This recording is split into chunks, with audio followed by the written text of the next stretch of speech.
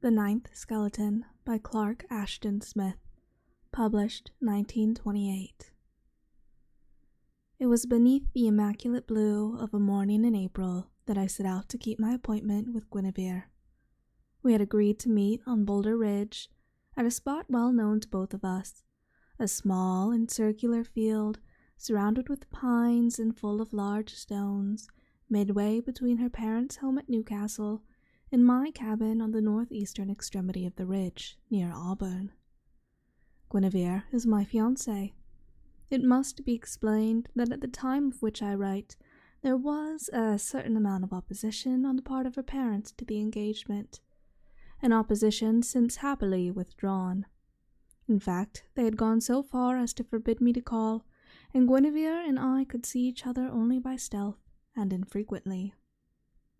The ridge is a long and rambling moraine, heavily strewn in places with boulders, as its name implies, and with many outcroppings of black volcanic stone. Fruit ranches cling to some of its slopes, but scarcely any of the top is under cultivation, and much of the soil, indeed, is too thin and stony to be arable.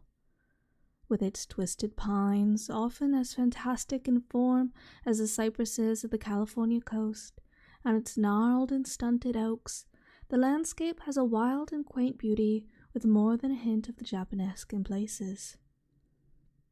It is, perhaps, 2 miles from my cabin to the place where I was to meet Guinevere.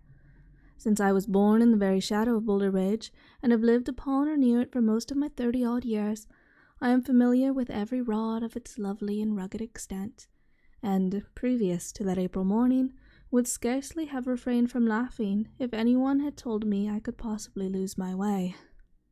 Since then, well, I assure you, I should not feel inclined to laugh. Truly, it was a morning made for the trysts of lovers. Wild bees were humming busily in the patches of clover, and in the ceanothus bushes were the great masses of white flowers, whose strange and heavy perfume intoxicated the air. Most of the spring blossoms were abroad: cyclamen, yellow violet, poppy, wild hyacinth, and woodland star, and the green of the fields were opalescent with their coloring. Between the emerald of the buckeyes, the grey-green of the pines, the golden and dark and bluish greens of the oaks, I caught glimpses of the snow-white Sierras to the east, and the faint blue of the coast range to the west, beyond the pale and lilac levels of the Sacramento Valley. Following a vague trail, I went onwards across open fields where I had to thread my way among clustering boulders. My thoughts were all of Guinevere, and I looked only with a casual and desultory eye at the picturesqueness and vernal beauty that environed my path. I was halfway between my cabin and the meeting place when I became suddenly aware that the sunlight had darkened, and glanced up, thinking, of course, that an April cloud appearing unobserved from beyond the horizon had passed across the sun. Imagine, then, my surprise when I saw that the azure of the entire sky had turned to a dun and sinister brown, in the midst of which the sun was clearly visible, burning like an enormous round red ember. Then something strange and unfamiliar in the nature of my surroundings, which I was momentarily at a loss to define, forced itself upon my attention, and my surprise became a growing consternation. I stopped and looked about me, and realized, incredible as it seemed, that I had lost my way, for the pines on either hand were not those that I had expected to see. They were more gigantic, more gnarled than the ones I remembered, and their roots writhed in wilder and more serpentine contortions from a soil that was strangely lowerless, and where even the grass grew only in scanty tufts. There were boulders large as Druidic monoliths, and the forms of some of them were such as one might see in a nightmare. Thinking, of course, that it must all be a dream, but with a sense of utter bewilderment which seldom if ever attends the absurdities and monstrosities of nightmare, I sought in vain to orient myself, and to find some familiar landmark in the bizarre scene that lay before me. A path, broader than the one I had been following, but running in what I judged to be the same direction, wound on among the trees. It was covered with a grey dust, which, as I went forward, became deeper, and displayed footprints of a singular form, footprints that were surely too attenuate, too fantastically slender to be human, despite their 5-toe marks. Something about them, I know not what, something in the nature of their very thinness and elongation, made me shiver. Afterwards, I wondered why I had not recognized them for what they were, but at the time no suspicion entered my mind, only a vague sense of disquietude, all indefinable trepidation. As I proceeded, the pines amid which I passed became momentarily more fantastic and more sinister in the contortions of their boughs and boles and roots. Some were like leering hags, others were obscenely crouching gargoyles, some appeared to writhe in an eternity of hellish torture, others were convulsed as with a satanic merriment. All the while, the sky continued to darken slowly, the dun and dismal brown that I had first perceived turning through almost perceptible changes of tone to a dead funereal purple, wherein the sun smoldered like a moon that had risen from a bath of blood. The trees in the whole landscape were saturated with its macabre purple, were immersed and steeped in its unnatural gloom. Only the rocks, as I went on, grew strangely paler, and their forms were somehow suggestive of headstones, of tombs and monuments. Beside the trail, there was no longer the green of vernal grass, only an earth mottled by drying algae and tiny lichens, the color of verdigris. Also, there were patches of evil-looking fungi, with stems of a leprous pallor and blackish heads that drooped and nodded loathsomely. The sky had now grown so dark that the whole scene took on a semi-nocturnal aspect, and made me think of a doomed world in the twilight of a dying sun. All was airless and silent. There were no birds, no insects, no sign of the pines, no lisping of the leaves, a baleful and preternatural silence, like the silence of the infinite void. The trees became denser, then dwindled, and I came to a circular field. Here, there was no mistaking the nature of the monolithic boulders.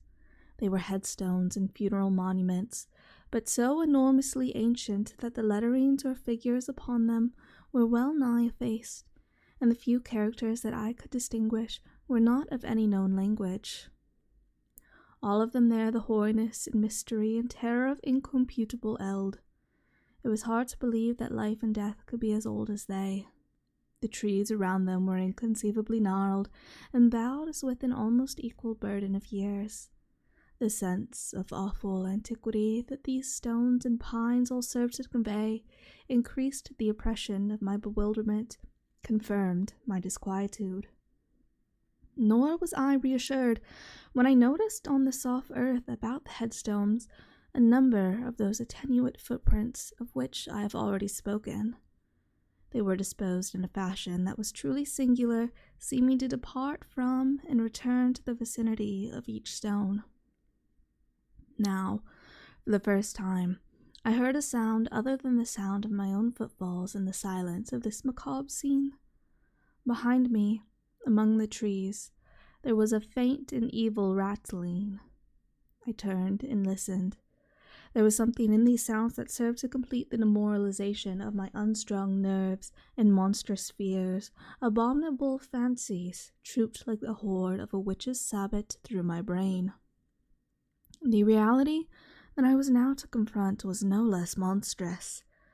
There was a whitish glimmering in the shadow of the trees, and a human skeleton bearing in its arms the skeleton of an infant emerged and came towards me. Intent as on some ulterior cryptic purpose, some charnel errand not to be surmised by the living, it went by with a tranquil pace, an effortless and gliding tread, in which, despite my terror and stupefaction, I perceived a certain horrible and feminine grace. I followed the apparition with my eyes as it passed among the monuments without pausing, and vanished in the darkness of the pines on the opposite side of the field. No sooner had it gone than a second, also bearing in its arms an infant skeleton, appeared, and passed before me in the same direction, and with the same abominable and loathsome grace of movement. A horror that was more than horror, a fear that was beyond fear, petrified all my faculties, and I felt as if I were weighed down by some ineluctable and insupportable burden of nightmare. Before me, skeleton after skeleton, each precisely like the last, with the same macabre lightness and ease of motion, each carrying its pitiful infant, emerged from the shadow of the ancient pines and followed where the first had disappeared, intent as on the same cryptic errand. One by one they came, till I had counted 8. Now I knew the origin of the bizarre footprint whose attenuation had disturbed and troubled me. When the 8th skeleton had passed from my sight, my eyes were drawn as by seeing irresistible impulsion to one of the nearer headstones, besides which I was amazed to perceive what I had not noticed before, a freshly opened grave, gaping darkly in the soft soil. Then, at my elbow, I heard a low rattling, and the fingers of a fleshless hand plucked lightly at my sleeve. A skeleton was beside me, differing only from the others through the fact that it bore no infant in its arms. With a lipless and ingratiating leer, it plucked again at my sleeve as if to draw me towards the open grave, and its teeth clicked as if it were trying to speak. My senses and my brain, aswirl with vertiginous terror, could endure no more. I seemed to fall and fall through deeps of infinite eddying blackness with the clutching terror of those fingers upon my arm, till consciousness was left behind in my descent.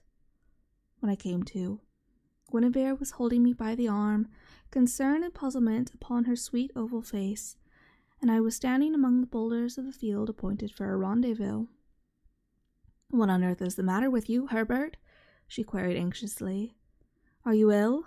You were standing here in a daze when I came, and didn't seem to hear or see me when I spoke to you, and I really thought you were going to faint when I touched your arm."